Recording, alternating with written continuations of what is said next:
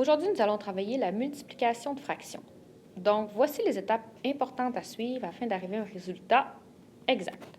Première étape à suivre, transformer les nombres fractionnaires en fractions. Si nécessaire, si j'ai seulement des fractions, je n'ai pas besoin de faire cette étape-là.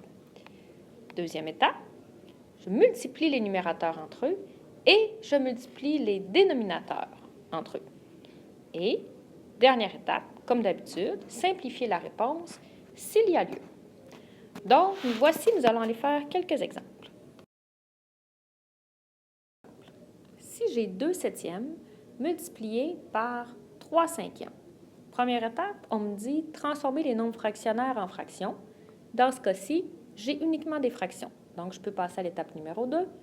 Multiplier les numérateurs entre eux. Donc, je vais faire 2 fois 3, ce qui me donne 6. Et je multiplie les dénominateurs entre eux. Donc, 7 fois 5 me donne 35. Donc, 6 35e. Il me reste à vérifier si cette fraction se simplifie. Donc, les diviseurs de 6 sont 1, 2, 3 et 6. Je vérifie si 35 se divise par autre que 1. Donc, est-ce que ça se divise par 2? Non, ce n'est pas un nombre pair. Est-ce que ça se divise par 3? Si je fais 3 plus 5, ça me donne une somme de 8. Donc, 35 ne se divise pas par 3. Et par 6, si je l'essaie, non. Donc, ma fraction est donc irréductible. Réponse finale, 6 35e. On continue avec un autre exemple. Si j'ai 4 entiers et 2 tiers, multipliés par 3 quarts. Dans mes étapes, on me dit première étape, transforme ton nombre fractionnaire en fraction. Donc, ici, j'ai bien un nombre fractionnaire, 4 entiers et 2 tiers. Je dois le transformer en fraction.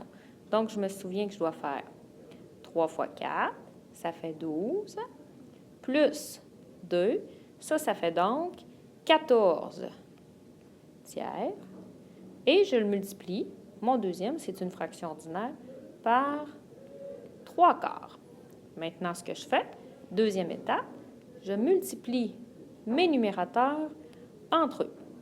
Donc, 3 fois 14 ou 14 fois 3 me donne 42. Et je multiplie mes dénominateurs entre eux, ce qui me donne 12. Maintenant, est-ce que c'est une fraction irréductible? Non, parce que j'ai deux nombres pairs, alors c'est sûr et certain que c'est deux nombres qui vont au moins se diviser par 2. Ont-ils d'autres diviseurs en commun? Je peux vérifier. Est-ce que ça se divise par 3? 4 plus 2, 6. Donc, ça va se diviser par 3. 1 plus 2, 3. Ça va donc se diviser par 3. Fait que ce que je peux faire, c'est commencer par dire, bon, ben ici, je vais diviser par 3 en haut et en bas. Donc, 42 divisé par 3, ça va me donner 14. 12 divisé par 3, ça me donne 4. Maintenant, je me dis, bon, c'est encore quelque chose qui se divise. Ce n'est pas une fraction irréductible. Je peux diviser en haut et en bas par 2. Donc, diviser par 2 ici, diviser par 2 au dénominateur.